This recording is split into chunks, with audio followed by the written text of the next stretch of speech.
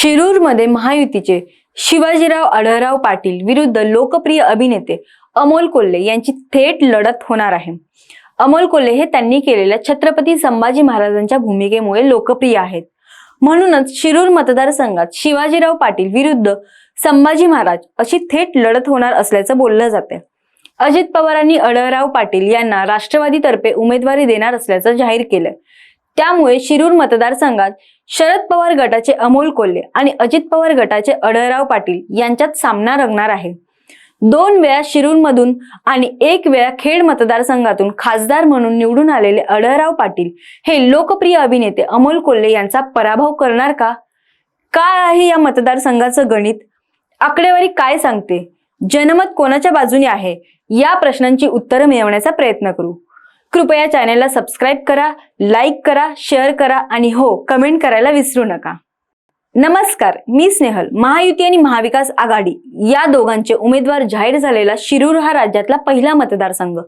शिवसेनेचे शिवाजी आढळराव पाटील यांना अजित पवारांच्या राष्ट्रवादी काँग्रेसकडून उमेदवारी जाहीर झाली आहे। 2004 साली खेड मतदारसंघातून ते निवडून आले होते। 2008 साली देशातल्या मतदारसंघाची पुनर्रचना झाली होती। त्यात शिरूर हा नवीन मतदारसंघ निर्माण करण्यात आला होता। 2009 साली शिवाजी आढळराव पाटील हे शिवसेनेच्या तिकिटावर राष्ट्रवादी काँग्रेसचे देवदत्त निकम यांना 3 लाख पेक्षा जास्त मतांनी हरवून पहिल्यांदा खासदार झाले होते। 2014 साली त्यांनी राष्ट्रवादीच्या विलास लांडे यांचा 1,80,000 मतांनी पराभव केला होता। 2019 मध्ये मात्र त्यांना राष्ट्रवादीचे अमोल कोल्हे यांच्याकडून 58,000 मतांनी पराभव पत्करावा लागला होता। ही आकडेवारी काय सांगते? या मतदारसंघात राष्ट्रवादीच्या काँग्रेसला बऱ्यापैकी पाठिंबा मिळतो।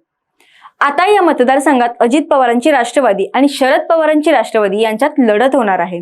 इथे तुतारी वाजते की घड्याळ निवडून येतं हे 4 जूनला कळेलच। पण आधी आपण पाहूया शिरूर मतदारसंघाचं गणित। शिरूर लोकसभा मतदारसंघात 6 विधानसभा मतदारसंघ येतात। जुन्नर, आंबेगाव, खेड, आळंदी, शिरूर, भोसरी आणि हडपसर हे ते 6 मतदारसंघ। जुन्नर विधानसभा मतदारसंघाचं प्रतिनिधित्व अजित पवारांच्या राष्ट्रवादी काँग्रेसचे अतुल बेनके करतात। त्यांनी 2019च्या विधानसभा निवडणुकीत शिवसेनेच्या श्रद्धा सोनवणे यांना 9,000 मतांनी हरवलं होतं। श्रद्धा सोनवणे या आता शिंदेच्या शिवसेनेत आहेत। त्यामुळे या मतदारसंघातून आढळराव पाटील यांना मदत होणार हे नक्की। आंबेगाव मतदारसंघातून दिलीप वळसे पाटील निवडून आले आहेत। ते अजित पवारांसोबत आहेत। त्यांनी शिवसेनेचे राजाराम बानखेले यांचा 66,000 पराभव केला होता। राजाराम बानखेले हे देखील शिंदेच्या शिवसेनेत आहेत। त्यामुळे या मतदारसंघातूनही आढळराव पाटील यांना मदत होण्याची शक्यता आहे।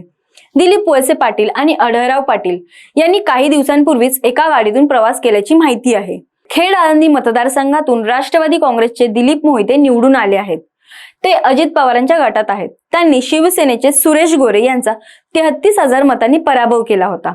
गोरे यांचं 2020 मध्ये कोविडच्या काळात निधन झालं। या मतदारसंघात शिंदेच्या शिवसेनेने आढळराव पाटील यांच्यासाठी प्रचार केला, तर हा मतदारसंघही त्यांना मदत करू शकतो असं सध्याचं चित्र आहे। पुण्याजवळच्या भोसरी विधानसभा मतदारसंघाचं भाजपचे महेश लांडगे हे प्रतिनिधित्व करतात। त्यांनी अपक्ष आमदार विलास लांडे यांचा 77,500 मतांनी पराभव केला। विलास लांडे यांनी भाजपातून बंडखोरी करून अपक्ष म्हणून निवडणूक लढवली होती। महेश लांडगे यांचे भोसरी मतदारसंघावर वर्चस्व आहे। त्यांना जनाधारही आहे। त्यामुळे मोदींना 3ऱ्यांदा पंतप्रधान करायचं या पक्षाच्या धोरणानुसार ते आढळराव पाटील यांच्या पाठीशी उभे राहतील यात शंकाच नाहीये।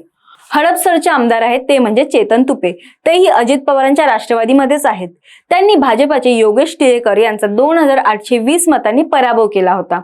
अजित पवारांचा आमदार आणि दुसऱ्या क्रमांकाचा भाजपचा आमदार दोघंही आढळराव पाटील यांना मदत करून जिंकायला मदत करणार यात शंकाच नाहीये। या आकडेवारीकडे पाहिलं तर आपल्या लक्षात येईल की जुन्नर, आंबेगाव, खेड, आळंदी या 3 विधानसभा मतदारसंघात शिवसेनेचे म्हणजेच शिंदेच्या शिवसेनेचा उमेदवार 2ऱ्या क्रमांकावर होता।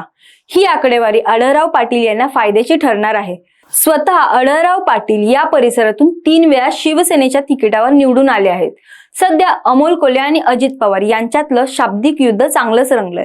अजित पवार यांनी शिरूरच्या लोकसभेच्या जागा प्रतिष्ठेची केलीये। आम्ही राजकारणी लोक काय करतो? आम्हाला उमेदवार मिळाला नाही की आम्ही कलाकारांना उभं करत असतो। अमोल कोल्हेंचा राजकारण हा पिंडच नाहीये। या शब्दात अजित पवार यांनी अमोल कोल्हेंची खिल्ली उडवली होती। आता अजितदादा अमोल कोल्हेंवर इतके का चिडले? तर त्याला कारण आहे.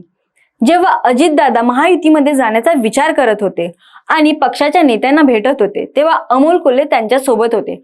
अगदी शेवटच्या बैठकीतही अमोल कोल्हे उपस्थित होते. अगदी अजितदादांच्या शपथविधीलाही अमोल कोल्हे उपस्थित होते.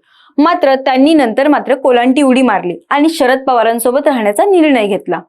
अमोल कोल्हेंच्या या निर्णयामुळे अजितदादा यांच्यावर नाराज झाले आणि लोकसभा निवडणुकीत हरवण्याचा त्यांनी चंगच बांधला. त्यातूनच आपल्या पक्षाच्या नेत्याला उमेदवारी देण्याऐवजी त्यांनी शिरूरमध्ये चांगला जनसंपर्क असलेल्या शिवसेनेच्या आढळराव पाटील यांना उमेदवारी देण्याचा निर्णय घेतला. आता ही निवडणूक अजित पवारांची राष्ट्रवादी विरुद्ध शरद पवारांची राष्ट्रवादी यांच्यात होणार हे निश्चित. बघूया कोण बाजी मारतंय ते. तुम्हाला हा व्हिडिओ कसा वाटला ते कमेंटमध्ये नक्की नमूद करा. कोण विजयी होऊ शकतं याचा अंदाज बांधला तर त्याचं स्वागतच आहे. कृपया चॅनलला सबस्क्राईब करा, लाईक करा, शेअर करा आणि नोटिफिकेशन मिळवण्यासाठी बेल आयकॉनवर क्लिक करा. धन्यवाद.